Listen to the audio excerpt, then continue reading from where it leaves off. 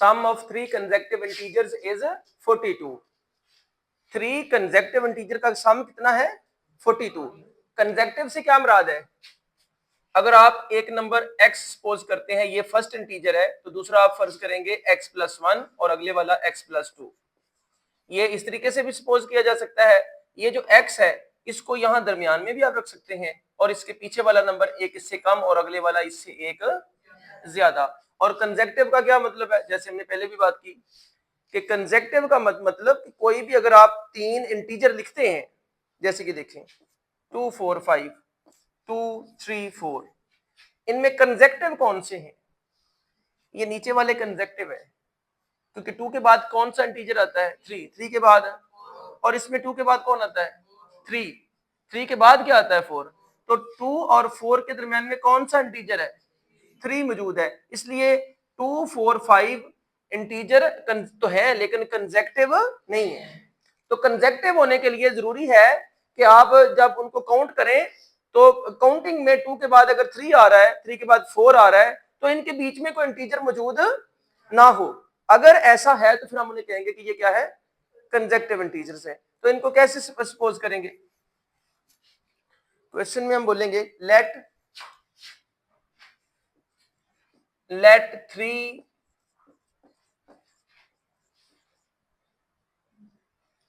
consecutive integers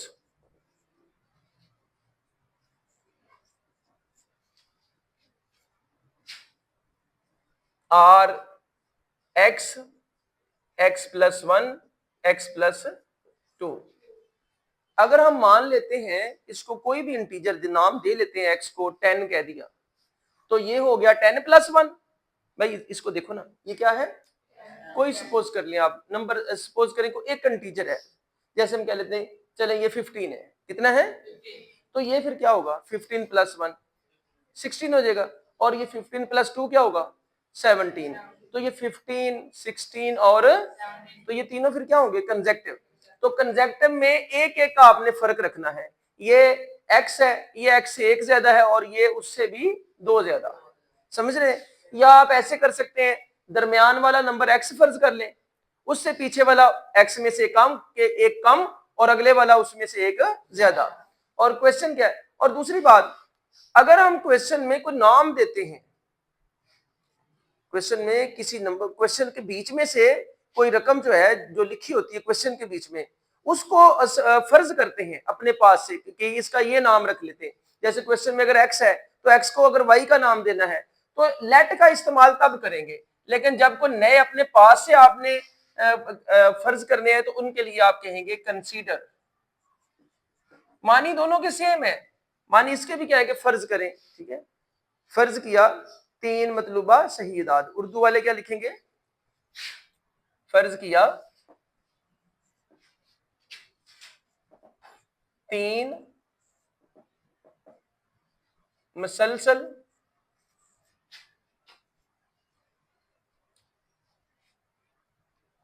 सही अदाद। इस तरीके से उर्दू वाले इसको क्या लिखेंगे, फर्ज किया 3 मुसलसल जुफ्त अदाद। तो ये हमने फर्ज कर लिए x, x+1, x+2। इसके बाद कंडीशन क्या है कि इनका सम कितना है, तो क्या लिखेंगे according to given condition, according to given condition. Urdu वाले इसको लिखेंगे दी गई शर्त के मुताबिक, या इसको लिख लें बशर्ते सवाल। ठीक है जी। कंडीशन क्या है कि ये जो पहला इंटीजर है उसके बाद जो हमने दूसरा इंटीजर फर्ज किया इसका इससे सम ले लें, और तीसरा, तीनों इंटीजर्स का जो सम है वो किसके बराबर है 42 के। ये है वो कंडीशन कि पहला इंटीजर, दूसरा, तीसरा, तीनों कौन से इंटीजर है हमने लिए कंसेक्टिव, एक एक का फर्क है, इसका और इसका आपस में कितना फर्क है एक का, और इसका और इसका कितना फर्क है एक का। तो जब इंटीजर्स का आपस में एक एक का फर्क हो तीनों का, तो वो तीनों क्या कहलाएंगे कंसेक्टिव, मतलब इनके बीच में कोई नया इंटीजर मौजूद नहीं है। तो इनका सम किसके बराबर है? 42 के। ये कंडीशन है सवाल की, ठीक है। तो आपने ये बताना कि ये तीनों इंटीजर हैं कौन कौन से। उसके लिए x x x तीनों ऐड कर दें, 3x हो गया, 2 और 1 कितने हो गए? 3 is equal to 42, 3x is equal to 42 42। अब सबसे पहले जरा इधर देखें, शायद ये इक्वेशन का आपने अभी सॉल्यूशन बहुत कम किया है इस तरह की। ये आपके पास वेरिएबल है जिसमें 3 इसके साथ क्या हो रहा है? मल्टीप्लाई, और साथ एक कांस्टेंट क्या हो रहा है? ऐड हो रहा है।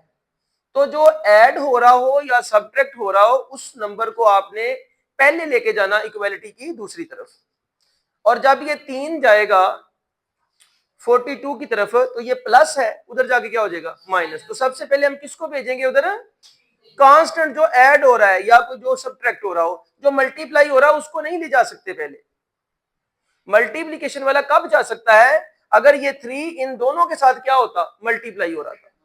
अभी जब ये वाली टर्म लग है और ये वाली लग है तो कांस्टेंट टर्म जो है उसको किधर लेके जाते हैं? इक्वालिटी की दूसरी जानब में। एक तो ये तरीकाकार है कि ये प्लस का 3 उधर जाके क्या हो जाएगा? -3। दूसरा जो ओल्ड बुक में आपने पढ़ा भी था या शायद वो उन्होंने पढ़ा था कि ये आपके पास है +3 कांस्टेंट। कांस्टेंट पहले खत्म करना होता है, और ये 3 कैसे खत्म होगा? कैंसिल कैसे होगा? अपने -3 से, अपने एडिटिव इनवर्स से। तो प्लस का 3 और माइनस का 3 कैंसिल हो जाएगा। तो इसमें इक्वालिटी में आप लिखेंगे सबट्रैक्टिंग 3 फ्रॉम बोथ साइड से। तो दोनों तरफ से आपने क्या करना है? जो 3 है वो तफरीक करने से, यानी ये +3 है, -3, 42 -3, तो +3 से -3 कैंसिल। अब वो चीजें छोड़ें, सिंपल ये ऐड हो रहा है, उधर जाके क्या हो जाएगा? सबट्रैक्ट हो जाएगा। चलें जी, तो ये 3x इज इक्वल टू 42, ये जो ऐड हो रहा है इधर आके सबट्रैक्ट। 3x किसके बराबर आ गया?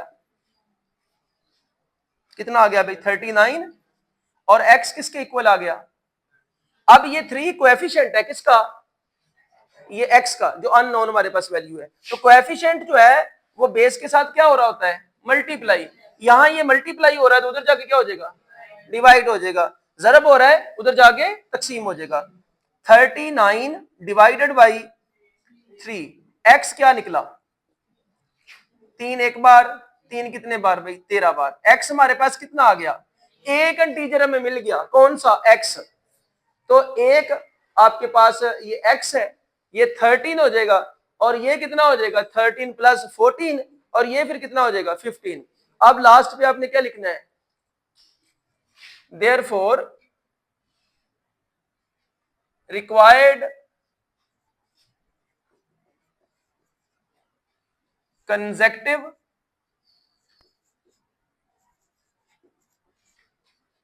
इंटीजर्स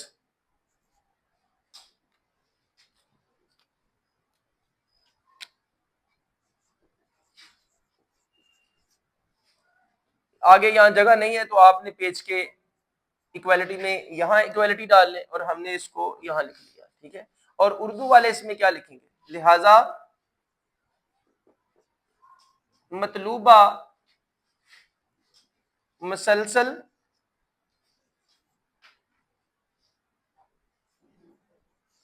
सही अदाद।